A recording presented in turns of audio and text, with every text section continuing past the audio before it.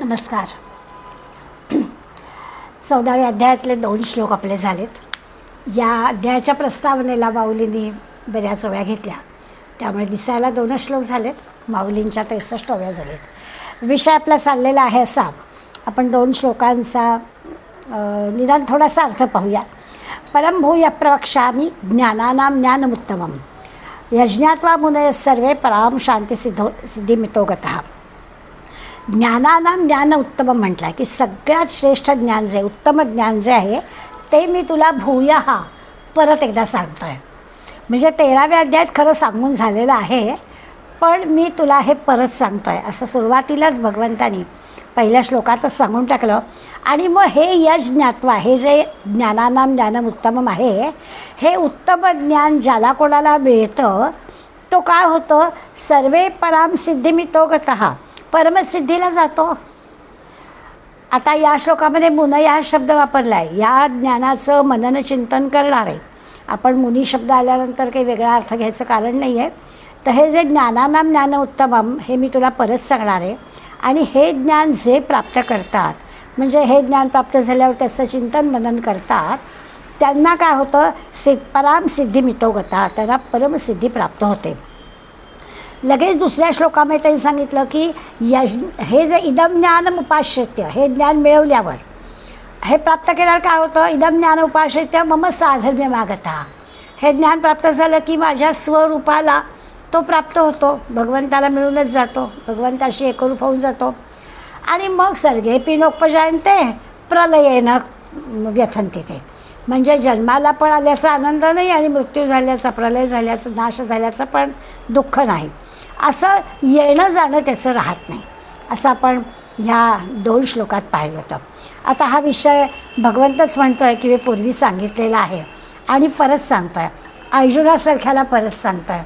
तर तुमच्या आमच्या सगळ्यांना परत सांगणं आणि पुन्हा आपण ते जणू काही नव्यानेच ऐकतो आहे असं वाटणं, यात काही विशेष नाही आहे. त्यामुळे हे परत जे सांगणार आहे भगवंत ते पुन्हा आपण अभ्यासूया, पुन्हा आपण ऐकूया. नचिकेताच्या गोष्टीमध्ये नचिकेतानी यमदेवाजवळ अगदी हेच मागितलं होतं की मला उत्तमातलं उत्तम ज्ञान दे.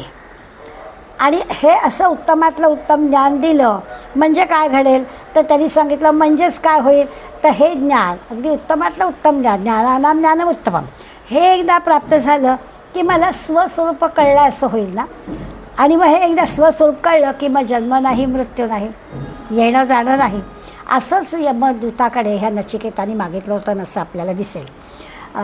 दुसऱ्या श्लोकामध्ये सर्ग शब्द वापरला आहे. सर्ग म्हणजे निर्माण करणं, उत्पत्ती होणं, एका सृष्टीची निर्मिती होणं, किंवा पिंडी ते ब्रह्मांडी म्हणतो आपलं जन्माला येणं, आपलं येणं आणि जाणं, या सृष्टीचं निर्माण होणं आणि प्रलय होणं, या सगळ्या गोष्टींमध्ये ते काही व्यथित पण होत नाहीत आणि आनंदी पण होत नाहीत असं आपण पाहिलं. आता असं आहे की एकीकडे आपण असं पाहतो की पूर्वसुकृताप्रमाणे पूर्वजन्मातल्या आपल्या सगळ्या चांगल्या वाईट पापपुण्यामुळे आपल्याला परत जन्माला यावं लागतं असं आपण पाहिलं आहे. आणि मग जर का आपल्याला परत जन्माला येतं तर ते प्रारब्ध भोगण्यासाठी देहधारण करायचं आहे. मग तो देहधारण करायचा आहे, पण ते म्हणतात की ज्ञानानां ज्ञानम उत्तमम कळलं की मग हे काही करायला नको, म्हणजे मग त्या पापपुण्याची कर्म काही होणारच नाहीत. ज्याला ज्ञान कळलेलं आहे, म्हणजे भगवंताशी ज्याचं साधर्म्य साधलेलं आहे, त्याला पुन्हा जन्म घ्यावा लागत नाही. आता नेमकं हीच गडबड आपली आहे की आपल्याला कसं कळणार की प्रारब्ध भोगण्यासाठी आपल्याला यावं लागतं, किंवा आधीच्या जन्मामध्ये आपलं जे पूर्वसुकृत आहे त्या सुकृताप्रमाणे आपल्याला ते प्रारब्ध भोगण्यासाठी यावं लागतं असं भगवंतानी सांगितलं आहे. आणि म्हणतो हे ज्ञानातलं ज्ञान उत्तम मिळालं तर मग जन्ममृत्यू नाही.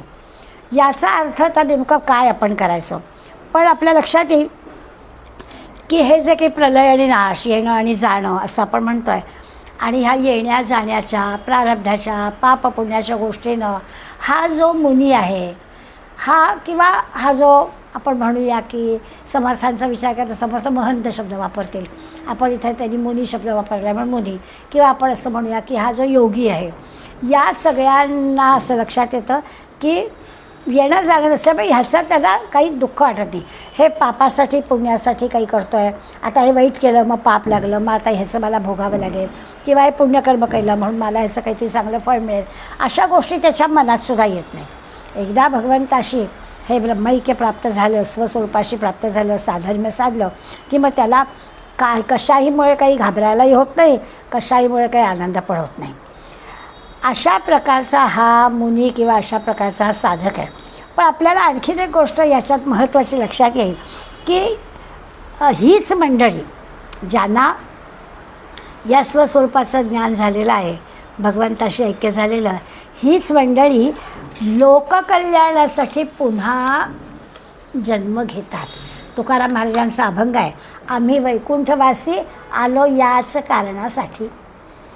समाजासाठी लोककल्याण करण्यासाठी ही मंडळी पुन्हा पुन्हा येतात.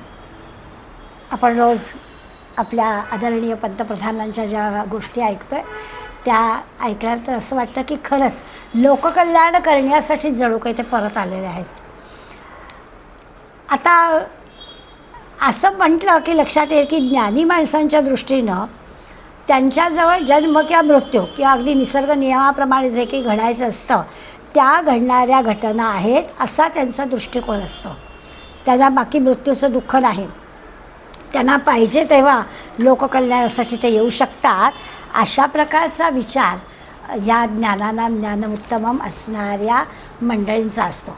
मग आपल्याला थोडा आधार वाटतो की या सर्व प्रकारच्या, म्हणजे असं आहे की सगळीच चांगली माणसं ईश्वराशी साधर्म्य साधलं आणि जन्ममृत्यूच्या चक्रात नाही तरी सृष्टी चालणार कशी? सृष्टी चालण्यासाठी काही संत मंडळीशी चांगल्या माणसांची गरज आहे. मग आलो याचं कारणासाठी याचा आपल्याला अर्थ कळतो की ही मंडळी लोककल्याणासाठी पुन्हा यदा यदा हि धर्मस्य ग्लानिर्भवति भारत अभ्युत्थानम धर्मस्य तदात्मानं सृजाम्यहम् असं भगवंतांनी वचन दिलं आहे, त्याप्रमाणे येत असतात. त्यांना त्यांचं स्वातंत्र्य असतं, त्यांनी केव्हा यायचं, कुठे यायचं, किती काळ यायचं. त्यांना त्याचं प्रारब्ध पापपुण्याचा हिशोब काही नसतो. त्यांना येणं जाणं हे यासाठी असतं. आता असा विचार केला की मग आपल्याला असं वाटतं की अरे हां, आता जर का एकदा असं वाटलं की बा हे येणं जाणं नाही किंवा ज्याला आपण म्हणतो की त्यांच्या येण्या जाण्याचं त्यांना दुःख नाही, मुद्दा काय तर त्यांना येण्या जाण्याचं दुःख नाही. आता 13व्या अध्यायाशी आणि 14व्या अध्यायातल्या या विषयाची जोड आपल्याला लावायची. 13व्या अध्यायात क्षेत्र शब्द वापरून हेच सांगितलं ना की क्षेत्र म्हणजे काय. आपण आपल्या देहाचा विचार केला तर देह म्हणजे क्षेत्र आणि हे देह चालवणारा आहे तो क्षेत्रज्ञ, जो जाणणार आहे त्याला क्षेत्रज्ञ. हे आपण 13व्या अध्यायात पाहिलं आहे. आता त्यावेळेला असं लक्षात आलं की क्षेत्रज्ञ यांचा संबंध येतो आहे, कारण जोपर्यंत क्षेत्रज्ञ आतमध्ये आहे तोपर्यंत ह्या क्षेत्राचं कामकाज नीटपणानं चालतं आहे. याचा अर्थ असा आहे की हा जो आत असणारा आत्मा, ब्रह्म, चैतन्य हे चालवतो आहे. आता आपल्याला सगळ्या या गोष्टी पाठ आहेत. आणि मग या अध्यायामध्ये एक विशेष मुद्दा आपल्याला हे सांगायचा आहे की हा जो आत्मा आहे किंवा हा जो ब्रह्म आहे हा गुणसंबंधानं हा प्रकृतीशी जोडला गेलेला आहे, म्हणजे क्षेत्राशी जोडला गेलेला आहे, क्षेत्राशी संबंध आलेला आहे. त्यांनी आधीच्या आपल्या 13व्या अध्यायामध्ये सांगितलं आहे, जे क्षेत्रज्ञ योगे होई जे येणे जगे आत्मा गुणसंगे संसारिया. 14व्या अध्यायाचा विषय काय आहे तो पुढल्या श्लोकामध्ये येणार आहे आणि त्याचं सुतोवाच 13व्या अध्यायात झालेलं आहे. ते म्हणतात की ह्या पुरुषाचं म्हणजे आत्म्याचं, चैतन्याचं प्रकृतीशी जेव्हा तादात्म्य पावलेलं असतं तेव्हा तो आत्मासुद्धा तेवढा काळ सुखदुःखाचा भोगता होतो. नीट लक्षात घ्या, हा मुद्दा अगदी आपल्याला नीट समजून घ्यायला हवा आहे. देहाशी तादात्म्य पावलेला हा आतलं जे ईश्वर तत्व आहे, ज्या परमात्म्याशी ज्याचं सान्निध्य झालेलं आहे, स्वरूप त्याला कळलेलं आहे, त्याच्याशी या प्रकृतीचा स्वाभाविकच संबंध आलेला आहे. आणि त्या संबंधाचा परिणाम काय होतो तर जसं प्रकृतीला सुखदुःख लागतं भोगायला तसं त्या सुखदुःखाचा परिणाम या आत्म्यावर पण होतो. आता हे व्यवहारात आपल्याला सगळ्यांना माहिती आहे. आपण नेहमी आपल्या आत्म्याला बरं वाटलं, आत्मानंद झाला, आत्मा संतुष्ट झाला. तो आत्मा खरं काही करणारा नाही आहे, पण तरी देखील आपण त्याच्याबद्दल असं बोलतो. याचा अर्थ आपल्या शरीराच्या सुखदुःखाचा संबंध या आत्म्याशी येतो. पण कुठपर्यंत येतो? गुणसंबंध असेपर्यंत. देह टाकला की देह संपतो, पण तो राहतोच. आणि त्यामुळे तो आत्मा त्याचा संग असेपर्यंत त्याला सुखदुःख आहे. प्रकृतीचा आणि त्याचा, म्हणजे प्रकृती पुरुष असं म्हणूया आपण, प्रकृतीचा आणि पुरुषाचा संग असेपर्यंत त्या जोडलेला असतो. आणि त्या संगामुळे हा आत्मा असंग असून सुद्धा त्याला सुखदुःखाचा भोग भोगावा लागतो. हे कसं घडतं याचा विचार आपल्याला 14व्या अध्यायाचा तो विषय आहे, ते करायचा आहे. मूळ मुद्दा कुठे आला की जर का स्वस्वरूपाचं ज्ञान झालेलं आहे, ज्ञानानाम ज्ञानमुत्तमम, हे कळलेलं आहे, तर मग त्या ज्ञानी माणसाला किंवा त्या अशा प्रकारच्या साधकाला जन्ममृत्यू नाही कळत, हे आम्हाला पटलं.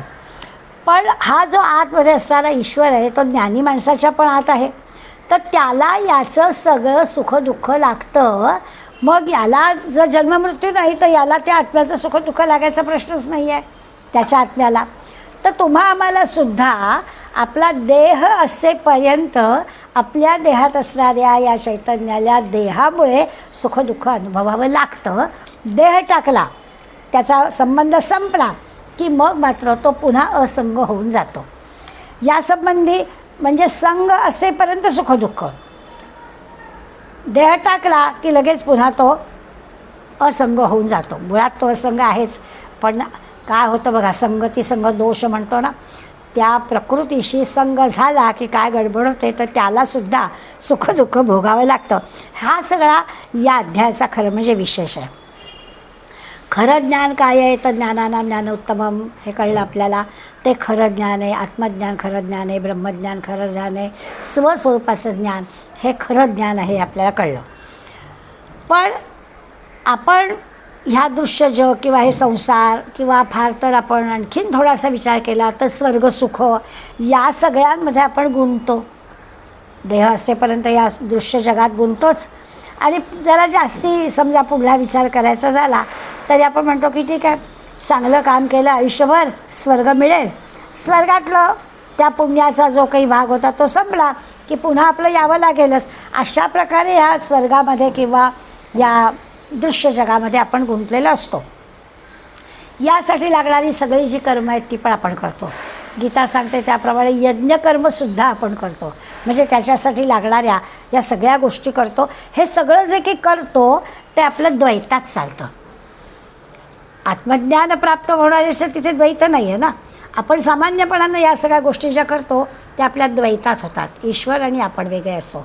आत्मज्ञानाची प्राप्ती झालेलं आहे त्याला सगळ्या प्रकारचं ज्ञान झालेलं असतं, त्याला जन्ममृत्यू नसतो, त्याला पापपुण्य नसतं. आणि त्यांची ह्या जी काही विषयांकडची असलेली जी मनाची प्रवृत्ती आहे ती पण त्यांची राहिलेली नसते. ते सगळं त्यांना म्हणजे देहधारी फक्त ते असतात. आणि देहधारी म्हणजे आपल्यासारखे देहधारी ते दिसतात, पण ते देहातीत असतात. त्यामुळे देहाच्या दृष्टीनं आपल्याला जी काही सुखदुःख असतात ती त्यांना नसतात. अलिप्तपणानं त्या देहाकडे किंवा दृश्य जगाकडे ते पाहू शकतात. याचाच अर्थ ते भगवंताशी जुळलेले असतात असं आपण म्हणतो. आणि भगवंत पण म्हणतो ना की तो ज्ञानी मद्रूप झाला, अशा प्रकारचा तो त्याचा वेगळेपण आपल्या लक्षात आलेला आहे. आता असा हा जो ज्ञानी आहे त्या ज्ञानाचं वर्णन भगवंतानी केलं आहे. आणि भगवंत आपल्याला सांगतो आहे की अहो मी एकच एक आहे, पण त्रिगुणांमुळे सत्वरजतमामुळे मी अनेक देहांमध्ये अडकलेलो आहे. त्या देहाचा संघ झाल्यामुळे त्या देहाचं सुखदुःख त्याला लागतो आहे. हा मुद्दा आता भगवंत स्पष्ट करणार आहे आपल्याला. तर ते का होत आहे त्याचं कारण त्यांनी सांगितलं की त्रिगुणांमुळे असं घडतं आहे. आणि माऊली आपल्याला 67व्या ओवीपासून हे सगळं सांगणार आहे. तत्पूर्वी आपण 3ऱ्या श्लोकाचा अर्थ पाहून ठेवूया आणि मग ओव्यांकडे जाऊया. भगवंत सांगतोय मम योनिर्महद्ब्रह्म तस्मिन् गर्भं दधाम्यहम् संभवः सर्वभूतानां ततो भवति भारत. भारताला म्हणजे अर्जुनाला भगवंत सांगतात की काय आहे, महद्ब्रह्म म्हणजे माया, दृश्य जग म्हणजे माया. आता आपल्याला सगळ्या संज्ञा ज्या आहेत त्या चांगल्या लक्षात आहेत. तर हे जे महद्ब्रह्म म्हणजे माया, मम योनीर महद्ब्रह्म, हे महद्ब्रह्म म्हणजे माया, हे माझं ही जी सृष्टी निर्माण केली ना भगवंतानी, निर्मितीसाठी लागणारं जे बीज आहे, हे बीज ठेवण्याची जागा आहे. माया ही सृष्टीचं बीज ठेवण्याची जागा आहे. संबंध विश्व निर्माण करायचं आहे, जग निर्माण करायचं आहे, तर या जगाचं निर्माण करताना ते जे बीज असायला लागतं, ते बीज ठेवण्याचं ठिकाण म्हणजे ही माया आहे, महद्ब्रह्म आहे. आता मायेमध्ये मी काय करतो, या सगळ्या जगाच्या उत्पत्तीचं बीज ठेवतो. मम योनिर महद्ब्रह्म तस्मिन् गर्भम दधाम्यम, आणि त्यापासून सर्व भूतानां, सर्व प्रकारच्या जीवांची किंवा सर्व भूतांची निर्मिती करतो, असं अर्जुनाला भगवंत सांगतो आहे. की बीज कुठे असतं, तर त्या मायेत सगळं बीज असतं. माया पण त्यांनीच निर्माण केली आहे, सगळं दृश्य जग त्यांनी निर्माण केलं आहे, हे आपण पाहतो आहे. आता याचा अर्थ काय, मगाशी मी म्हटलं तसं की एवढी तीक्ष्ण बुद्धिवंत असणाऱ्या अर्जुनाला भगवंत हे सगळं सांगतो आहे, सृष्टीच्या निर्मितीची प्रक्रिया सांगतो आहे. आता ती खूप अवघड आहे, त्यालासुद्धा पुन्हा पुन्हा सांगितली जाते आहे. तुमचा आमचा विचार केला तर ते थोडं आपल्याला अवघड वाटणारच आहे. त्यालासुद्धा पुन्हा सांगायला लागतं आहे, तर आपल्यासारख्यांचं काय होणार. त्यामुळे आपल्याला थोडं ते अवघड वाटेल, पण आपण प्रयत्न करायचा आहे. आणि माऊलींनी आपल्याला ते थोडंसं सुलभ करून दिलेलं आहे. भले भगवंताच्या गीतेतल्या सांगण्यामुळे आपल्याला सगळा अर्थ स्पष्ट होईल न होईल, म्हणजे जसं आत्ताच्या 3ऱ्या श्लोकात आपण पाहिलं की या महद्ब्रह्मामध्ये काय आहे, तर माझं सृष्टी निर्मितीचं बीज मी तिथे ठेवतो असं भगवंतांनी सांगितलं. आणि नुसतं ठेवतो नाही, त्यापासून सर्व भूतांची निर्मिती होते असं अर्जुनाला भगवंतांनी सांगितलं. हे आपल्याला तर माऊली स्पष्ट करून सांगणार आहे. नुसत्या एवढ्या 2 ओळीने किंवा या एवढ्याशा 2 वाक्यांनी आपल्याला कळेल न कळेल, पण मग ते थोडं सुलभ होईल. आपण प्रयत्न तर करायचा आहे, जरी थोडं अवघड असतं तरी. तर ही जी सगळी सृष्टी निर्मितीची प्रक्रिया आहे, ज्या भगवंतांनी ही सृष्टी निर्माण केलेली आहे, तो निर्माता आहे. आपल्याला सगळ्यांना ते माहिती आहे की तो अव्यक्त आहे, तो दिसत नाही आहे. अव्यक्त असणाऱ्या या भगवंतांनी दिसणाऱ्या सृष्टीची निर्मिती केलेली आहे. आणि त्या निर्मितीची जी सगळी प्रक्रिया आहे ती भगवंत आपल्याला सांगणार आहे. हे सगळं जाणून घ्यायचं आहे. अव्यक्त असणाऱ्यांनी व्यक्त गोष्ट निर्माण केली आहे, ती आपल्याला समजून घ्यायची आहे. कशी सृष्टी निर्माण झाली, ती कोणी केली, हे सगळं माऊली आपल्याला छान समजून देणार आहेत. 67वी ओवी मी वाचते. एरवी तरी महद्ब्रह्म हे इये ऐसे नाम, जे महदादी विश्राम शालिका आहे. शालिका म्हणजे धाम किंवा स्थान. ते सांगतायत की आता ही जी प्रकृती, म्हणजे आता कळलं आपल्याला, प्रकृती म्हणजे महद्ब्रह्म किंवा माया, याच्यामध्ये भगवंतानं पुरुष बीज टाकलं. प्रकृती म्हणजे माया, महद्ब्रह्म, याच्यामध्ये पुरुषाने म्हणजे भगवंतानी ते पुरुष बीज टाकलं आणि भूतमात्र निर्माण झाले असं भगवंतानी आपल्याला सांगितलं. आता माऊली सांगतात हे महद्ब्रह्म, एरवी तरी महद्ब्रह्म, या प्रकृतीला महद्ब्रह्म असं नाव आहे. हे इये असे नाव, जे महदादी विश्राम शालिक आहे. आता हे जे काही महद्ब्रह्म किंवा माया आहे, या मायेत, या प्रकृतीत सगळ्यांचं विश्रांती स्थान आहे असं माऊली म्हणतात. म्हणजे सर्व भूत मात्र इथे लीन होतात, विश्रांती स्थान पण इथेच आहे. पहिल्या चोवीमध्ये माऊलीने काय सांगितलं, खरं सांगायचं आहे काय, समजून काय घ्यायचं आहे, तर मायेमध्ये या भगवंताने पुरुष बीज टाकलं आणि भूत मात्र निर्माण झाले. पहिल्या चोवीत माऊली आपल्याला सांगतात की या मायेमध्ये म्हणजे या प्रकृतीमध्ये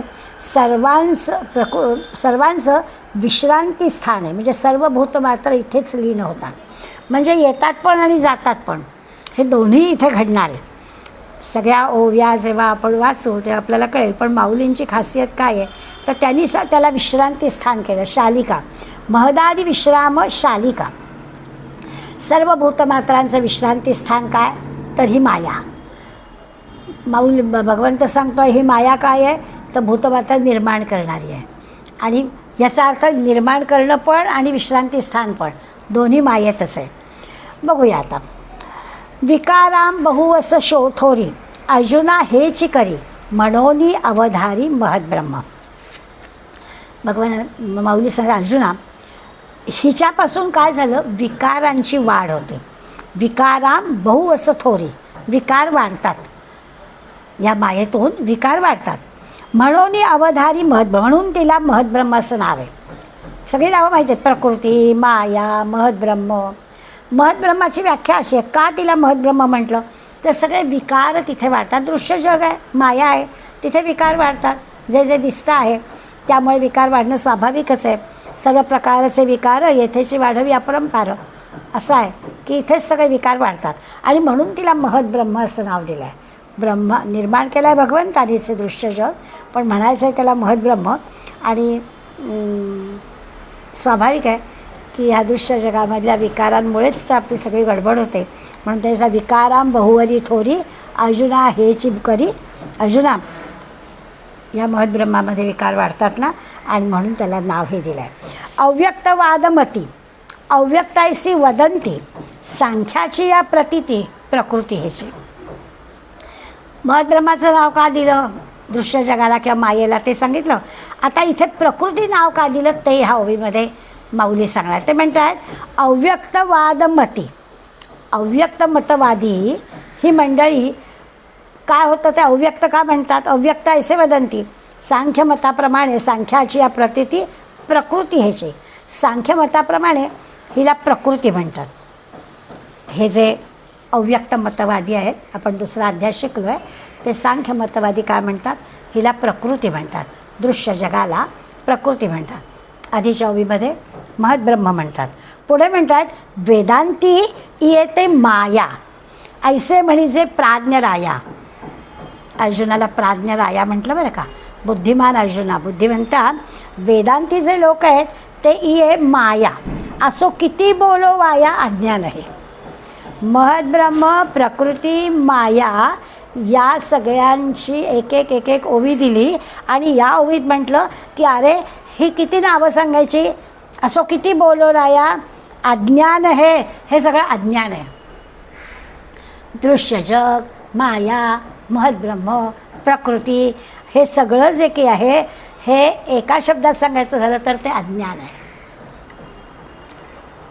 आता पुढे अज्ञान आहे म्हटलं आहे, मायेत अडकू नका. प्रकृती पुरुषमधली प्रकृती आपल्याला कळलीच आहे. आणि आता आहे अव्यक्त आहे, अज्ञान आहे, माया आहे. यामध्ये आपला आपण पेया विसरू जो धनंजया तेच रूप यया अज्ञानासे. ते म्हणतात अज्ञानाचं रूप काय किंवा अज्ञानाचं लक्षण काय असं जर आपल्याला बघायचं झालं तर आपला आपण पेया, आपलाच आपल्याला विसरू, आपलाच आपल्याला विसर पडणं हे या अज्ञानाचं रूप आहे. आता आपलाच आपल्याला विसर काय पडायचा आहे, मी कोण आहे हे न कळणं हेच अज्ञान आहे. आता जर असा विसर पडला, अज्ञान म्हणजे काय, आता अज्ञान कसं सांगणार. माऊलीने तर ह्या मायेला, या दृश्य जगालाच अज्ञान म्हटलं आहे. आणि त्यामुळे स्वतःला विसर पडणं, आपलं खरं स्वरूप काय आहे हे ज्याला कळत नाही तो अज्ञानी. म्हणजे या दृश्य जगामध्ये मायेमध्ये जो अडकतो तो अज्ञानी असं खरं माऊलीला सांगायचं आहे. आपला आपण पेया विसरू जो धनंजया. अर्जुना, जो स्वतःच स्वतःला विसरतो तेच रूप यया अज्ञानासी. अज्ञानाचं रूप दुसरं काय, स्वतःच स्वतःला विसरणं. आता इथून पुढे 78व्या ओवीपर्यंत या अज्ञानाचंच वर्णन माऊली करणार आहेत. त्यामुळे आपल्याला पक्क कळेल आपण कोण आहोत, वेगळं काही सांगायला लागणारच नाही. आता पुढल्या ओवीमध्ये एक दृष्टांत देणार आहेत माऊली. काळोख म्हणजे काय असं जर कोणी आपल्याला विचारलं तर नाही आपल्याला सांगता येणार. आपण फार तर असं प्रकाश नाही ती जागा म्हणजे काळोख असं आपण म्हणू. पण काळोख म्हणजे काय तर प्रकाश नाही ती जागा. तसं स्वचं ज्ञान नाही म्हणजे अज्ञान. मूळ माझं स्वरूप काय आहे हे कळत नाही त्याला अज्ञान म्हणायचं. आता समजा आपण दिवा घेतला किंवा काय मोबाईलची बॅटरी ऑन केली आणि मग आपण म्हणू तिथे काळोख नाहीच, उजेड पडला की काळोख नाही, दिवा लावला की काळोख नाही. तसं हे अज्ञान आहे. काळोख आहे हे काळोखाची व्याख्या करता येत नाही. तसं अज्ञान आहे हे कळतच नाही. दृश्य आपण जे काही आहोत आणि या दृश्य जगामध्ये आपण कसे अडकतो आहे हे कळतच नाही. अज्ञानाचं हे असं आहे की अज्ञान कळतच नाही. मग अशी जसं आपल्यालाच आपला पडलेला विसर असं म्हटलेलं आहे, हे अज्ञानाचं खरं रूप आहे. आपल्याला विसरच पडलेला आहे. म्हणजे काय आहे, ते न येणं म्हणजे अज्ञान. आपल्याला आपली ओळख न पटणं, आपलं मूळ स्वरूप आपल्याला न कळणं, आपण ईश्वरच आहोत हे आपल्याला न कळणं, हे आपलं अज्ञान आहे. इतकं कशाला, मी माणूस आहे असं वाटणं, मी सुखी आहे असं वाटणं, हे पण अज्ञानच आहे. मी रागीट आहे असं वाटणं, किंवा मी गरीब आहे, मी श्रीमंत आहे, मी इतरांपेक्षा काहीतरी वेगळं आहे, असं सगळं जे काही वाटणं आहे ना, ते म्हणजे सुद्धा अज्ञानच आहे. कारण असं वाटणं म्हणजे द्वैत असणं. त्यामुळे असं जे काही आपल्याला वाटतं, आता आपण जे काही बोलतो ना, त्या बोलताना आपला जो मी शब्द जेव्हा जेव्हा येतो ना, त्या आपल्या लक्षात येईल की हो, आपण आपल्या देहाबद्दलच बोलत असतो. आणि त्यामुळे त्या सगळ्या ज्या गोष्टी आहेत त्या सगळ्यांमुळे अज्ञानच प्रकट होतं. म्हणून लक्षात यायचं. आता खरं तर माऊली आपल्याला पुढे ज्ञान, अज्ञान आणि विपरीत ज्ञान असं सगळं सांगणार आहेत. त्यामुळे हे असं मी तू पण वाटणं म्हणजे द्वैत असणं हे खरं अज्ञान नाही, विपरीत ज्ञान आहे. न कळणं परवडलं, पण चुकीचं वाटणं किंवा चुकीचं जे आहे तेच बरोबर वाटणं हे जे आहे ते विपरीत ज्ञान आहे. ते आणखीन घात करणार आहे. म्हणून माऊली सांगतात की आपण ब्रह्म आहोत, आपणच सगळं विश्व आहोत, आपणच ईश्वर आहोत, असं आपणाची विश्व झाला म्हणूनही भेदभाव. आता जेव्हा असं कळतं आपणाची विश्व झाला तेव्हा सगळा भेदभाव संपून जातो. पण जोपर्यंत आपला भेदभाव आहे तोपर्यंत द्वैत राहिलेला असतो. त्यामुळे काही कळत नाही. अशी स्थिती जी की आहे त्या स्थितीचा विचार करायचा. भेदभाव संपणं, आपणची विश्व झाला हे पटणं म्हणजे ज्ञान होणं. मीच ईश्वर आहे, मीच माझं खरं स्वरूप तेच आहे हे कळणं म्हणजे ज्ञान होणं. आता या स्वरूपस्थितीला निरनिराळी नावं आहेत. उन्मनी अवस्था आपण नाव घेतलेलं आहे, ही जी आहे ती ज्ञानदशा आहे. उन्मनी अवस्था म्हणजेच ही ज्ञानदशा आहे, म्हणजेच याला आपण आत्ताच्या ज्ञान म्हणतो. आता विपरीत ज्ञानाचा विचार केला तर ते ज्ञानही नसतं आणि खरं तर ते अज्ञानही नसतं, ते चुकीचं ज्ञान असतं. तर ही जी अवस्था आहे ती फारच गडबडीची आहे. म्हणून आपल्याला ते सांगता निदान विपरीत ज्ञान तरी असू नये. अज्ञान एक वेळ आपल्याला परवडलं, त्या अज्ञानाचं आपल्याला ज्ञान करता येतं. आपण मर्त्य जगामध्ये, या दृश्य जगामध्ये वावरतो आहे आणि असं दृश्य जगात वावरत असूनसुद्धा आपण स्वतःला अमर आहोत असं जर समजत असलो किंवा असा भाव आपल्या मनामध्ये असला, इतकंच काय आपण आहोत ही जी आपल्याला जाणीव असते आपली म्हणून म्हणजे देहाची, ही देहाची जाणीव असणं हे पण अज्ञान आहे. मूढावस्थाच त्यांनी असं म्हटलं आहे आणि हे पण अज्ञानच आहे. आपल्या देह म्हणजे मी ही मूढावस्था, देह म्हणजे मी म्हणजे हे अज्ञान. आणि अशा या अज्ञानाकडून ज्ञानाकडे आपल्याला जायचं आहे. आणि हे करताना ज्याच्यामुळे हे सगळं होणार आहे ते जे आत्मतत्व आहे किंवा ते जे ब्रह्म आहे, त्या ब्रह्माला जोपर्यंत ते आपल्यामध्ये आहेत, या प्रकृतीशी आहेत, तोपर्यंत त्यांना कसं सुखदुःख होतं याचा विचार आपल्याला करायचा आहे. पुढे म्हटलं आणि काही एक असे जे विचारावेळे न दिसे, वाती पाहता जैसे अंधारे का. या ओळीमध्ये दृष्टांत पण दिला आहे आणि लगेच आपल्या आणि काही एक असे, आणखीन एक असं आहे.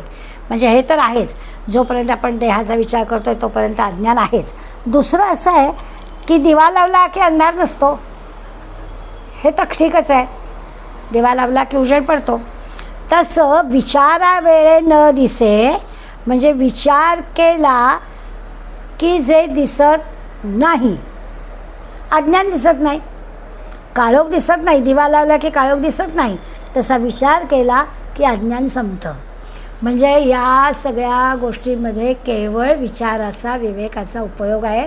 बाकी कुठल्या गोष्टी आपल्या हाताशी येणार नाहीत. विवेकानं, विचारानं अज्ञान दूर होतं. जसा दिवा लावल्यावर काळोख दूर होतो, तसं विचार केला, विवेक केला की आपलं जे अज्ञान आहे, देह म्हणजे मी हे अज्ञान आहे, ते दूर होतं. आता विचार करायचा, विवेक करायचा म्हणजे काय? तत्परी माऊली आणखीन एक दृष्टांत देतात. हालविली या जाय निश्चळी तरी होय, दुधी जैसी साय दुधाची ते. बायकांच्या प्रांतातलं उदाहरण माऊली देत आहेत, आपला अनुभव आहे. हलविली या जाय, दूध जर तापवताना ढवळलं, निश्चळी तरी होय दुधी जैसी साय. तापवताना हलवलं ना तर साय नीट नाही येत, हवी तशी आपल्याला येत नाही, साय नष्ट होते हलवत बसलं तर. पण ते निश्चळी, ते शांत मंद अग्नीवरती तापवलं, मंद गॅसवर तापवलं तर मात्र त्याला छान साय येते. रोजचं उदाहरण आहे, आपल्याला सहज पटणार आहे. मोठा गॅस स्टव नाही करायचं, तर मंद गॅसवर दूध तापवलं की साय छान येतं. याचा अर्थ असा आहे की आपल्याला जर साय हवी असेल तर मंद गॅसवर दूध तापवावं. अज्ञानाची दशा ही अशीच आहे. काय अज्ञानाची दशा? तर काही नाही, हालचाल नाही, तरंग नाही, भाव नाही, भावना नाही, इंद्रियांमध्ये भोग नाही, जीवाला स्वतःची जाणीव नाही. आपल्याला पडलेला विसर म्हणजे अज्ञान. आता हे की आपल्याला पटकन लगेच कळणार नाही. दुधाचं उदाहरण कळलं, पण म्हणजे हे कळलं नाही. अज्ञान असंच आहे. म्हणजे काय? जर आपल्याला साय हवी असेल तर मंद गॅसवर दूध तापवायला हवं. जर आपल्याला ज्ञान हवं असेल तर आपल्याला विचार करायला हवा. हे आपल्याला जरा जरा कळलं. आता विचार करायचा म्हणजे काय करायचं? तर भावभावना मनात उमटू द्यायच्या नाही, तरंग मनात येऊ द्यायचे नाही, संभ्रम मनामध्ये आणायचा नाही, इंद्रियांना भोग लालसा निर्माण करायची नाही. असं झालं की मग संतपणानं आपली ईश्वराशी ओळख होईल आणि आपल्याला हवं असणारं जे ब्रह्मज्ञान आहे ते प्राप्त होईल. हवी असणारी साय जर हवी असेल तर मंद करावं लागतं. तसं विचाराने आपल्याला सगळ्या गोष्टी कराव्या लागतात. पै जागरू ना स्वप्न ना स्वरूपावस्थान, ते सुषुम्नी का घन जैसे होय. आता या तिन्ही अवस्था आपल्याला माहिती आहेत, जागृत, स्वप्न आणि सुषुप्ती. हे सगळं आपल्याला माहिती आहे. आता या ज्या जागृती, स्वप्न, समाधी ह्या ज्या अवस्था आहेत, या अवस्थेत नसलेल्या पुरुषाला केवळ गाढ झोप असते. आपण काय ते समजून घ्या. दुसरा हा झाला ओवीचा अर्थ. काय म्हणतात ते? जागरू ना स्वप्न ना स्वरूपावस्थानं. तिन्ही गोष्टी नाही आहेत. जागृती पण नाही, स्वप्न पण नाही, समाधी पण नाही, म्हणजे स्वरूपावस्थान पण नाही. असं नसणारं सुषुप्ती का घन जैसे होय, अशा पुरुषाला केवळ सुषुप्ती म्हणजे गाढ झोप असते. म्हणजे काय? तिन्ही गोष्टी नाही आहेत.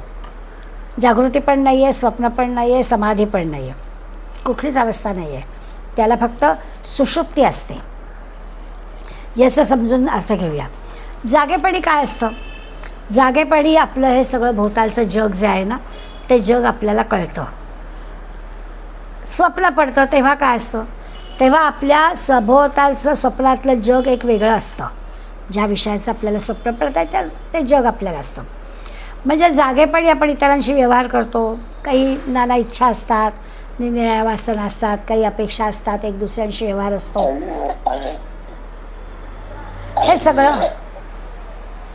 हे सगळं होतं. समजा आपण असा विचार करूया की स्वप्न जे निद्रेत गेल्यावर स्वप्न पडतं, तर आपण गादीवर झोपलो आहे, वरती पंखा चालू आहे वगैरे वगैरे, जागेपणीच्या गोष्टी आपल्या आहेत. आता जेव्हा आपण स्वप्नसृष्टीत जातो, त्या स्वप्नसृष्टीत या सगळ्या जागेपणीच्या गोष्टी विसरलेल्या असतात. मग काय आपल्याला गादी, पंखा, घर ह्या गोष्टी स्वप्नाच्या ह्याच्यात आठवत नाही. स्वप्न काळामध्ये आपण झोपलो आहोत हेही भान नसतं. स्वप्नातलं एक जग वेगळं असतं. त्यामुळे जागृतीतलं जग वेगळं आहे, स्वप्नातलं जग एक वेगळं आहे. जेव्हा आपण स्वप्नातून जागे होतो, म्हणजे स्वप्नामध्ये आपल्याला जागेपणीच्या जगाचं भान नसतं, पण स्वप्नातून जागे झालो की लगेच भान येतं. लगेच हे चालू असणार जागृतीतलं जग आहे ते आपल्याला कळतं. हां, स्वप्नाचा थोडासा विसर न पडता आपल्याला जर आठवण झाली तर त्या आठवलेल्या स्वप्नाचा विचार आपण करू शकतो की मी अमुक अमुक स्वप्न पाहिलं किंवा स्वप्नात मला अमकं अमकं दिसलं. याचा अर्थ असा आहे की स्वप्न काळामध्ये जागेपणीचे संस्कार शिल्लक राहतात, परत जाग येते याचा अर्थ ते शिल्लक राहतात.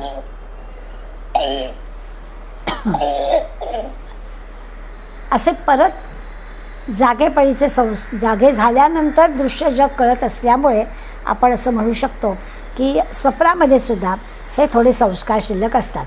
जाग येते, जाग आल्यानंतर स्वप्न आठवतं, जे काही आठवतं ते स्वप्न आपण अर्थ त्याचा लावू शकतो.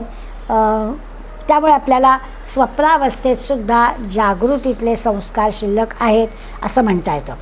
जागेपणची सृष्टी जी आहे ती सृष्टी विस्मरणात गेलेली असते. म्हणजे मग अशी म्हटलं असं गादी, पंखा, घर असलं काही आठवणार नाही, पण त्या संस्कारामुळे स्वप्न झाल्यावर पुन्हा जागेपणीच्या दृश्य जगामध्ये आपण येतो. त्याची ओळख आपल्याला पटलेली असते. त्यामुळे स्वप्नानंतर परत जागरण, परत जागं झालं की परत जागेपणची सृष्टी आपल्याला कळते. म्हणजे जागेपण आणि स्वप्न याच्यामध्ये आपलं मन, बुद्धी ही जागृत असते. तिसरा जो विषय आहे गाढ झोपेचा, या गाढ झोपेमध्ये मात्र पूर्ण आपल्याला सगळं विस्मरण असतं. जागेपणाची सृष्टी, स्वप्नातली सृष्टी याचं आपल्याला गाढ झोपेमध्ये भान नसतं. क्वचित कधीतरी याचा अनुभव आपण घेतो. कधी घेतो अनुभव? जर एखादा गाढ झोप म्हणजे अगदी आपल्याला फोनची बेल ऐकू येत नाही, दाराची बेल ऐकू येते, कोणी आपल्या नावाने हाक मारलं तरी आपल्याला कळत नाही. आपण म्हणतो 5 मिनिट मला गाढ झोप लागली. ही जे गाढ झोप लागली असं आपण जे म्हणतो ना, त्याच्यामध्ये या स्वप्नसृष्टीतलं किंवा दृश्य जगातलं भान आपल्याला नसतं. हे जे काही आहे हे अज्ञान आहे. आपल्याला ज्ञान, अज्ञान, विपरीत ज्ञान हे जरा समजून घ्यायचं आहे, म्हणून हे चाललं आहे. आणि हीच मूढावस्था किंवा हेच अज्ञान असं म्हटलं आहे. जरा सुनीताताई, तुमचा मधूनच ऑडिओ चालू होतो आहे, हां, थोडं लक्ष द्या. पण ज्ञानी जो आहे म्हणजे ज्याला स्वरूप कळलेलं आहे, आपण दुसऱ्या श्लोकामध्ये मुनीला हे सगळं कळतं असं म्हणतो आहे, तो ज्ञानी, त्याला स्वरूप कळलं आहे, त्याला ईश्वर कळला आहे, त्याला ना ही सगळी सृष्टीच आपल्यासारखी दिसते. ही सगळी सृष्टी त्याला आपल्यासारखी दिसत असते. म्हणजे काय असतं, खरं तर आपल्यासारखंच सगळं आहे. आपल्यासारखं पायाने चालतायत, डोळ्यांनी बघतायत, कानाने ऐकतायत, रस्त्याला रस्ताच म्हणतायत किंवा पडद्याला पडदाच म्हणतायत, घराला घर, सगळं आपल्यासारखंच आहे, काहीही फरक नाही आहे. पण दिसणारं सगळं विश्व म्हणजे आपणच आहोत असं त्यांना वाटतं आहे. मी तू पण नाही आहे, हे माझं आहे तुझं असं नाही आहे. असा जेव्हा अनुभव येतो, या अनुभवाला, या स्वरूपज्ञान झालेल्या व्यक्तीच्या अनुभवाला, म्हणजे आपण आपल्यापुरतं संतांच्या अनुभवाला ज्ञान असं म्हणायचं. की सगळं कळतं आहे, दृश्य जगातल्या सगळ्या गोष्टी कळत आहेत, पण दिसणारं सारं विश्व म्हणजे आपणच आहोत, या सगळ्यामध्ये ईश्वरच भरलेला आहे हे त्याला कळतं. हे ज्ञान. आणि हे स्वरूपावस्थानं, हा ज्ञानी महात्मा स्वरूपावस्थानं म्हटलं आहे. म्हणजे केवळ सुखरूप असतो, सुखदुःखाच्या पलीकडे गेलेला असतो, आनंदरूप असतो, ज्ञानरूप असतो असं या 74व्या ओळीमध्ये त्यांनी स्पष्ट सांगितलं. आपल्याला कळेल, आपल्याला कळावं म्हणून जागृती म्हणजे काय, स्वप्न म्हणजे काय, सुषुप्ती म्हणजे काय. आणि हे ना स्वरूपावस्थानं, जागरू ना स्वप्न ना स्वरूपावस्थानं असं म्हटलं आहे. मग अगदी थोडक्यात म्हणायचं तर गाढ निद्रा किंवा जागेपणी, स्वप्न आणि स्वरूपावस्थान या तिनातला फरक आपण लक्षात घ्यायचा आहे. गाढ निद्रा जी आहे ती पण काय आहे तर ते अज्ञानच आहे. जागेपणी स्वप्न तर काय मूढावस्था म्हणजे विपरीत ज्ञानच आहे. स्वरूपावस्थान जे आहे ते ह्या सम्यक ज्ञानाचं, ह्या मुनींच्या ज्ञानाचं, हे ज्याला ईश्वर कळलं आहे त्याचं ज्ञान आहे. त्यामुळे जागृती स्वप्नावस्था याचा विचार आपल्याला करायचा नाही आहे. ते तर होतच राहतं, पण त्या वेळेला पुन्हा दृश्य जगाचं भान आपल्याला येतं. हे दृश्य जग असूनसुद्धा ज्याला ईश्वराचा अनुभव आहे ते खरं ज्ञान आहे असा विचार करायचा.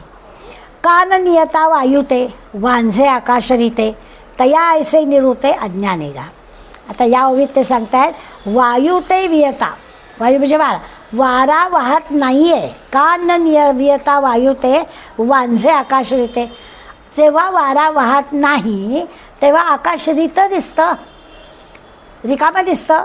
वांझे आकाश दिसे, रिकामं दिसतं, शून्य दिसतं. तया ऐसे निरुते अज्ञानगा.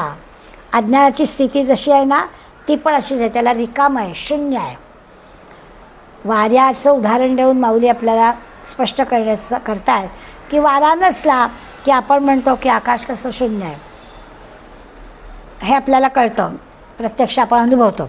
तसं ते सांगतात, तया ऐसे निरुते अज्ञानगा. तशी ही अज्ञानी माणसाची स्थिती आहे. अज्ञानामध्ये सगळं कसं शून्य दिसतं, रिकामं दिसतं. पहिलं खांब पुरुका पुरुखो ऐसा निश्चयो नाही ऐकू, परी काय नेणो आलोकू दिसत असे. पहिलं खांब, पलीकडे दिसणारी वस्तू ही खांब आहे. पहिलं खांब का पुरुखो. आता पलीकडे दिसणारी वस्तू खांब आहे का पुरुखो आहे, म्हणजे एखादा माणूस उभा आहे, कळत नाही आहे. दूरवर आहे, खांब उभा असं आहे का माणूस उभा आहे ते कळत नाही आहे. काहीतरी आहे, परी काय नेणो आलोकू दिसत असे. पण काहीतरी भास, आलोकू म्हणजे भास, काहीतरी तिथे आहे असा भास होतो. काय आहे ते आपल्याला कळत नाही, याला अज्ञान म्हणायचं. आपण सुरुवातीलाच पाहिलं आहे, अज्ञान परवडलं की काय आहे ते निदान कोणीतरी प्रकाश टाकला, कोणीतरी समजदार माणूस आला, कोणीतरी आधी तिथून जाऊन आलेला आहे, तर तो आपल्याला सांगेल की अरे तो काही काळजी नको, तो खांबच आहे किंवा पुरुष आहे, काहीतरी सांगेल. परंतु त्या जर विपरीत आहे की आपण विपरीतच करून नाही नाही नाही नाही तो तिथे कोणीतरी वाईटच माणूस आहे आणि म्हणून जर आपण तर ते विपरीत ज्ञान झालं. तर हे काय नुसतं खांब आहे का पुरुख आहे असं वाटत असेल तर ते काय आहे, तर अज्ञान आहे. त्याचा निश्चय आपल्याला करता आलेला नाही आहे की नेमकी वस्तू काय आहे, माणूस आहे का खांब आहे, हे निश्चयाने सांगता येत नाही. काहीतरी आहे असा भास होतो आहे आणि तो भास होणं म्हणजे अज्ञान असणं, हे परवडलं. तेवी वस्तू जैसी असे तैसी किरण न दिसे, परी काही अनारिसे देखी जाना. जी वस्तू आहे म्हणजे जशी आहे तशी न दिसणं, त्याला विपरीत म्हणायचं. लगेच तरी सांगूनच सकलं, पुढे काहीतरी दिसतं आहे, काय आहे ते कळत नाही आहे, असं जेव्हा असतं तेव्हा अज्ञान मान्य आहे. पण वस्तू आहे तशी न दिसणं, काहीतरी वेगळीच दिसणं, याला विपरीत ज्ञान म्हणतात. त्यामुळे विपरीत ज्ञान आणि अज्ञान या दोन्ही गोष्टी आपल्याला बाजूला करायचं आहे. अज्ञान नीट कळावं म्हणून आणखीन पण माऊली आपल्याला दृष्टांत देणार आहे. ना राती ना तेज, ते संधी जेवी सांज, तेवी विरुद्ध ना नीज ज्ञान आथी. काय म्हणतात ते, तर रात्र नाही दिवसही नाही, ना रात्री ना तेज, म्हणजे सूर्यप्रकाश पण नाही, दिवसही नाही आहे, रात्रही नाही आहे. ते संधी जेवी सांज, मधला जो संध्याकाळचा सायंकाळचा जो वेळ आहे तो आहे. अशा मध्यस्थितीत आपण सांज वेळ म्हणतो, दिवसही नाही आहे आणि काळोखही अजून पडलेला नाही. ते बी विरुद्ध ना निज ज्ञान आधी. त्याप्रमाणे या दृश्य जगाचं ज्ञान ना आत्मज्ञान, ही जी स्थिती आहे ती अनिर्वचनीय स्थिती आहे. म्हणजे दृश्य जगाबद्दल पण ज्ञान नाही आहे आणि आत्मज्ञान पण नाही आहे. ही अशी अनिर्वचनीय न सांगता येणारी अशी अज्ञानाची स्थिती आहे. आता ज्ञानाकडे जायचं असेल तर आपल्याला काय काय बदल करायला हवा, तर आधी आपल्याला कळलं तरी पाहिजे ना की कशाचं अज्ञान आहे. त्यामुळे ते सांगतात की ही जी स्थिती ती अज्ञानाची स्थिती आहे. ऐसे कोणी एकी दशा तिये वादू अज्ञान ऐसा, तया गुंडलिया प्रकाशा क्षेत्रज्ञ नाम. आता ही जी मधली स्थिती आहे, ही मधली स्थिती ज्याला आपण अज्ञान असं म्हटलं, त्याचं ज्याला आवरण आहे ते चैतन्य, त्याला क्षेत्रज्ञ म्हणायचं. चैतन्याला अज्ञानाचं आवरण आहे. त्या अज्ञानाचं आवरण बाजूला केलं की ते जे ब्रह्म आहे, ते जे आत्मज्ञान आहे, चैतन्य आहे, ते कळणार आहे. ऐसे कोणी एकी दशा तिये वादू अज्ञान ऐसा. आधीच्या याच्या दृष्टांत दिला आहे तो कळला आहे की दिवस नाही रात्र नाही ती जी वेळ आहे, अज्ञान नाही धड ज्ञान नाही, अशी जी काही जागा आहे ती अनिर्वचनीय आहे, सांगता येत नाही आहे, ते अज्ञान आहे. पण ही जी मधली स्थिती म्हणजे अज्ञानाची जी स्थिती आहे त्याचं कारण काय आहे, तर त्याला एक आवरण आहे, त्याला एक झाकण आहे. आणि ते जे चैतन्य त्याला क्षेत्रज्ञ असं म्हणतात. क्षेत्र आणि क्षेत्रज्ञ 13व्या अध्यायातले शब्द आहेत. त्या चैतन्याला म्हणजे त्या क्षेत्रज्ञाला अज्ञानाचं आवरण आहे. अशा दशेमध्ये, अशा अज्ञान दशेमध्ये असणारं जे आहे तो जीव आहे. त्या जीवाला अज्ञान आहे कारण ते आवरण आहे, त्याला कळत नाही आतलं चैतन्य. कोण करताय तर ते ईश्वर करतो आहे हे कळलेलं आहे, परंतु ज्ञानरूप जो आत्मा आहे, ज्ञानरूप जे ब्रह्म आहे ते मात्र कळलेलं नाही आहे. ते असं वेष्टीला गेलेलं आहे आणि त्यामुळे त्याला ते दिसत नाही आहे. स्वस्वरूपाला जे विसरणं म्हणतो ना, ते स्वस्वरूपाला विसरणं म्हणजे हेच आहे. आता असं जे आहे तर त्या क्षेत्रज्ञाची लक्षणं काय आहेत ती आपल्याला बघायला हवी. नाहीतर उगाचच आपल्याला जोपर्यंत ते क्षेत्रज्ञ वेढलेलं आहे अज्ञानाने, त्या अज्ञानाचं आवरण दूर केलं पाहिजे तेव्हा ते आपल्याला कळणार आहे. त्यामुळे तो आपल्याला क्षेत्रज्ञ योग समजून घ्यायला हवा. अज्ञान थोरी आहे आणि जे आपणे पण तरी नेणी जे, ते रूप आणि जे क्षेत्रज्ञाचे. आपणे परी तरी नेणी ते म्हटलं आहे. आपण पे तरी नेणी जे म्हणजे काय, तर आपलं खरं जे काही आहे ते विसरून, आधी काय म्हटलं, अज्ञान थोरी आहे जाणीजे, आपलं खरं जे काही स्वरूप आहे ते विसरून जायचं, अज्ञानाचीच वाढ करायची आणि ते रूप आणि जे म्हणजे ते क्षेत्रज्ञाचं म्हणजे जीवाचं रूप जाणायचं. आता हे नीट आपल्याला समजून घेतलं पाहिजे. अज्ञानाची व्याख्या करून झालेली आहे. आता ते म्हणत आहेत की आपलं जे स्वरूप आहे, आपलं ऐश्वर्य काय, तर स्वरूप हे आपलं ऐश्वर्य आहे. खरं खरं आपण कोण आहोत हे कळणं हे ऐश्वर्य आहे. पण जिथे मुळी अज्ञानाचीच वाढ झालेली आहे, अज्ञानाचं आवरण आहे ना, त्यामुळे अज्ञानाच्या आवरणामुळे ती अज्ञानाची वाढ झालेली आहे. त्यामुळे काय करायला हवं, त्या क्षेत्रज्ञाचं आधी जाणून घ्यायला, रूप काय ते जाणून घ्यायला पाहिजे. आता आधी म्हटलं आहे आपलं खरं जे स्वरूप आहे ते ऐश्वर्य आहे, पण ते विसरल्यामुळे गडबड झालेली आहे. ते जर आपल्याला कळलं तर मग हे अज्ञानाचं पांघरूण जे आहे की अज्ञानाचं आवरण जे आहे ते सहज दूर होईल.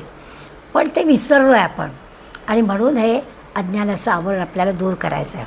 थोडी अवघड आहे गोष्ट, म्हणजे समजावून सांगणं, समजलं हे पण, आणि ते समजूनसुद्धा ते पुन्हा आपल्याला आपल्या दृश्य जगातून स्वतःला बाजूला करणं सगळंच अवघड आहे. आता ते म्हणत आहेत हा जो आहे ना त्याला उभययोगू म्हटलं आहे. हाची उभययोगू बुझे बापा सांगू, सत्तेचा नैसर्गू स्वभाव. हा नैसर्गू स्वभाव आहे म्हणजे ह्या चैतन्याचा किंवा ह्या आत्म्याचा एक नैसर्गिक स्वभाव आहे.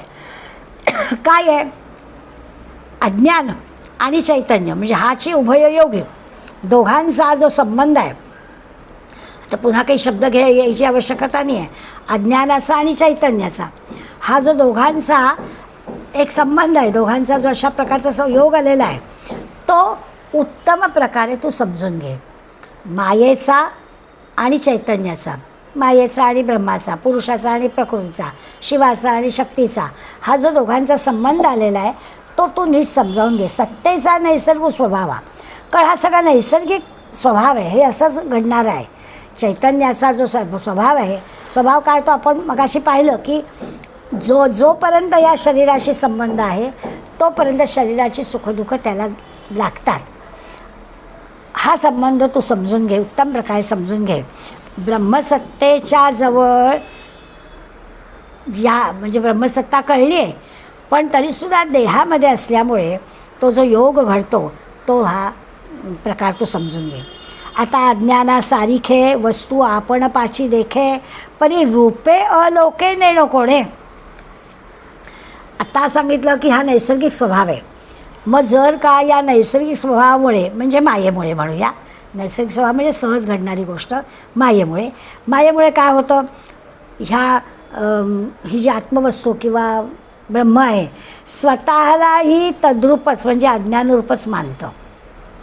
मायेमुळे, दृश्य जगामुळे, प्रकृतीशी संबंध आल्यामुळे हे आत्मतत्व किंवा हे ब्रह्म किंवा हे चैतन्य स्वतःला पण अज्ञानरूपच मानतं. अगदी निराळी रूपं धारण करतं त्याच्यासाठी. आणि मग परिरूपे अनेके नेणो कोणे, असं विविध रूपं तो धारण करतो. हे आपल्याला लक्षात येत नाही, हे आपल्याला लक्षात द्यायचं आहे. निसर्गतः चैतन्याचा आणि देहाचा, शिवशक्तीचा, पुरुष प्रकृतीचा संबंध येतो, त्यावेळेला स्वाभाविकच ते जे आत्मतत्व आहे ते पण ह्या अशा अज्ञान रूप धारण करतं, अनंत रूप धारण करतं आणि ती विविधता आपल्या लक्षात येत नाही. ते म्हणतायत कशी विविधता? जैसा रंकू भ्रमला म्हणे जारे मी रावो आला, का मूर्छित केला स्वर्गलोका. 2 उदाहरणं दिली. तर म्हणजे एखादा दरिद्री आहे रंकू, आणि हा दरिद्री असून सुद्धा, आता दरिद्री माणसाने त्याचं जे दरिद्रपण आहे ते त्याला कळलेलंच नसेल, अज्ञानच असेल, तर तो असा भ्रमिष्ट होऊन काहीही बोलेल. दरिद्री असणारा 4 माणसात बाजूला बाजूला वा, आमचे राजेसाहेब आले, राजेसाहेबांची स्वारी आली, असं जर म्हणाला तर काय करायचं? तर ते अज्ञानामुळे असं काहीतरी होईल. तर ही जशी एक वृथा बडबड आहे, या बडबडीला काही अर्थ नाही. रंक असणारा, दरिद्री असणारा जर का रावो आला असा जर अभिमानाने म्हणायला लागला तर हे जशी वृथा बडबड आहे. किंवा दुसरं, मूर्छितू गेला स्वर्गलोका, किंवा एखादा मूर्छित झाला आहे, बेशुद्ध पडला आहे, पण त्याने म्हणावं मी स्वर्गात जाऊन आलो. बेशुद्ध पडला आहे आणि परत जेव्हा त्याची शुद्धीवर तो आला तेव्हा तो जर म्हणाला की मी स्वर्गात जाऊन आलो, तर तो भ्रम आहे. स्वतःला दरिद्री माणसाने स्वतःलाच मोठा आधी राव म्हणून घेणं हे जसं अज्ञान आहे. आणि दुसरं उदाहरण ते दिलं की मूर्छित अवस्थेत काही काळ होता, पण बेशुद्धीतून शुद्धीत आला आणि मला मी अगदी स्वर्गाचं सुख बघून आलो, तर ते पण काय आहे? ते पण असा भ्रमच आहे. तेवी लचकली या दिठी मग देखणे जे जे उठी तया नामसृष्टी मीची विये पैगा. ते म्हणतात की ही जी दिठी म्हणजे दृष्टी आहे. लचकली या दिठी, तेवी लचकली या दिठी मग देखणे जे जे उठी. आता काय होतं, एकदा भ्रम झाला, गोंधळात अडकलो, नजर घसरली की जे काही घडतं ते सगळं भ्रमाचंच दिसतं, भ्रमाचंच दिसतं. नजर घसरली की सगळं भ्रमिष्ट. काय दिसतं? तर त्याला ते सृष्टी, जग, माया असंच त्याला म्हणतात. कधी म्हणतात? म्हणजे ती खरी वाटते जेव्हा जेव्हा दृष्टीला भ्रम होतो, म्हणजे ईश्वर दिसतच नाही ना, दृश्य जगातल्या गोष्टी दिसतात. त्याची निर्मिती भगवंत म्हणतो माझ्यापासून होते. त्या आत्मचैतन्याला भ्रम झाल्यामुळे त्याला पण हे सगळं दृश्य जग दिसायला लागतं, तो पण तुझं माझं करायला लागतो, त्याला पण ते द्वैतात वाटतं. हे दृष्टी बदलली की असं होतं. आणि त्याला शब्द छान वापरला आहे, भ्रम होणं, भ्रमिष्ट झाल्यामुळे या गोष्टी घडतात. जैसे का स्वप्न मोहा तो एकाकी देखे बहुआ तोची पाहू आत्मा या स्मरणे विनासे. आता ते म्हणतात की स्वप्नमोहा, स्वप्नात असताना भ्रम आहे. भ्रमामुळे काय होतं? एकाकी देखे बहुआ, एकटंच असून तो अनेक वस्तू पाहतो. स्वप्नात असताना भ्रमामुळे, स्वप्नामुळे असेल, आपण एकटेच असून सुद्धा तो अनेक गोष्टी पाहतो. तसं तेची पाहू आत्मया स्मरणे विनासे. तसंच होतं आत्म्याला सुद्धा. तो खरा एकच एक आहे, पण त्याला भ्रांती झाली आहे, भ्रम झाला आहे, आणि त्यामुळे त्याला स्वरूपाचं विस्मरण होतं. आणि तोही या दृश्य जगासारखा माझं तुझं करतो, तोही द्वैतातच येतो. आता हे सगळं ना थोडं अवघड आहे. आता काय काय आपण पाहिलं असं जर विचार केला आत्ताच्या ओव्यापर्यंत, तर स्वरूपावस्थान शब्द पाहिला. सम्यक ज्ञान, स्वरूपावस्थान म्हणजे काय? सम्यक ज्ञान, योग्य ज्ञान. या ओव्यांमधले काही जे शब्द आपण आले त्याच्यातून आपल्याला हा सगळा अर्थ जाणून घ्यायचा आहे. म्हणजे खरं ज्ञान, ज्याला आत्मज्ञान म्हणतो, त्याला माऊलींनी शब्द स्वरूप किंवा अवस्थान शब्द वापरला. तर तो जो आहे तो सम्यक ज्ञानाचा, योग्य ज्ञानासाठी, खऱ्या ज्ञानासाठी वापरला. बाकी गाढ निद्रा, पण पुन्हा आपण येतो ना त्या निद्रेतून बाहेर, त्यामुळे ते पण एक अज्ञान सांगितलं. स्वप्नामध्ये जागेपणी जे असतं ते तर त्यांनी विपरीत ज्ञान आपल्याला सांगितलं. आपण आढावा घेण्यासाठी या शब्दांचे अर्थ परत पाहणार आहोत. हे सगळ्या आपण ओव्या पाहताना अर्थ पाहिला, पण आपल्या लक्षात येईल की आपण ज्याला जागृत अवस्था म्हणतो, आपण ज्याला स्वप्नावस्था म्हणतो, या काय आहेत? तर स्वप्नात आणि जागेपणी या दृश्य जगामध्येच आपण असतो. किंवा स्वप्नाच्या जगामध्ये असतो. त्यामुळे हे सगळं विपरीत ज्ञान आहे. अगदी ज्या गाढनिद्रेचा अनुभव आपण काहीतरी घेतो ते सुद्धा आपलं अज्ञानच आहे. ज्ञान काय? स्वरूपाचं ज्ञान आहे, म्हणजे सगळीकडे ईश्वर दिसणं. ते काही आपल्याला स्वप्नात जागेपणी दिसतच नाही, गाढनिद्रेत दिसतच नाही. त्यामुळे ज्ञान अज्ञान विपरीत ज्ञान हे आपल्याला लक्षात आलं पाहिजे. आणखीन एक गोष्ट आपण पाहिली की हे जे चैतन्य आहे किंवा हे जे आत्मतत्व आहे, त्या आत्मतत्वाला अज्ञानाचं आवरण घातलं गेलेलं आहे, तेही आपण पाहिलं. म्हणजे काय झालं, आता आपण अज्ञान म्हटलं की गाढ निद्रा, तेव्हा आपल्याला असं थोडंसं विस्मरण झालं आहे सगळ्याचं असं आपल्याला वाटतं आणि पुन्हा आपण स्मरणात येतो. तसं या चैतन्याला अज्ञानाचं आवरण घातलेलं आहे. म्हणजे खरं त्या चैतन्याला काय आहे तर सगळीकडे ईश्वर आहे, तो स्वतःच ईश्वर आहे, परंतु त्याला हे आवरण घातलं, दृश्य जगाचं आवरण घातलं आहे. आणि मग आपण खरं कोण आहे हे तो जाणत नाही. अज्ञानाची किंवा विपरीत ज्ञानाची खरं म्हणजे वाढ व्हायला लागते. आणि मग ही जे दृश्य जग आहे किंवा ज्याला आपण महद्ब्रह्म म्हटलं, माया म्हटलं, तीच खरी वाटते. कारण त्या दृश्य जगाच्या या मायेमध्ये आपण अडकतो. जे स्वरूप खरं रूप आपलं आहे त्याची भ्रांती पडते, त्याच्याबद्दल शंका येते मनात, असं काय असेल, कारण जे दिसतं आहे जग तेच आपल्याला खरं वाटतं. म्हणून हे जे मायेचं रूप आहे ते माऊली आपल्याला समजावून सांगत आहेत. अर्थात सगळ्या ओव्या काही आपल्या होऊ शकलेल्या नाही आहेत. अजून आपल्याला 86पासूनच्या पुढल्या ओव्या याच विषयातल्या घ्यायच्या आहेत. पण हे सगळं जण आज ना पुन्हा एकदा, म्हणजे आता काकांच्या ओव्या आपण ऐकतो त्यामुळे उलगडा बऱ्याच होईलसुद्धा, परंतु आपल्याला हे सगळे शब्द आपल्याला माहिती आहेत. माहिती नाही तसं नाही, ज्ञान अज्ञान विपरीत ज्ञान माहिती आहे, निद्रा गाढ झोप स्वप्नावस्था माहिती आहे, चैतन्य आत्मा ब्रह्म महद्ब्रह्म हे माहिती आहे, महद्ब्रह्म माया प्रकृती हे पण आपल्याला माहिती आहे. सगळे शब्द आपल्याला माहिती आहेत. मग नेमकं काय आपल्याला या अध्यायामध्ये शिकायचं आहे तर हे जे काही चैतन्य आपल्यामध्ये आहे किंवा हे जे काही ईश्वरी सत्ता आपल्यामध्ये काम करते आहे, ह्या ईश्वरी सत्तेला आपल्या देहाशी संबंध आल्यामुळे, म्हणजे पुरुषाचा प्रकृतीशी, शिवाचा शक्तीशी संबंध आल्यामुळे आपल्या देहाचे जे सुखदुःख आपण भोगतो ते सगळे त्यालाही भोगावे लागतात. हा मुद्दा पटवून देण्यासाठी हा सगळा मायेचा बाजार माऊलीने आपल्यासमोर मांडला आहे. आपण काकांच्या ओव्या ऐकल्या की आपल्याला अधिक उलगडा होईल. पण थांबूया. धन्यवाद.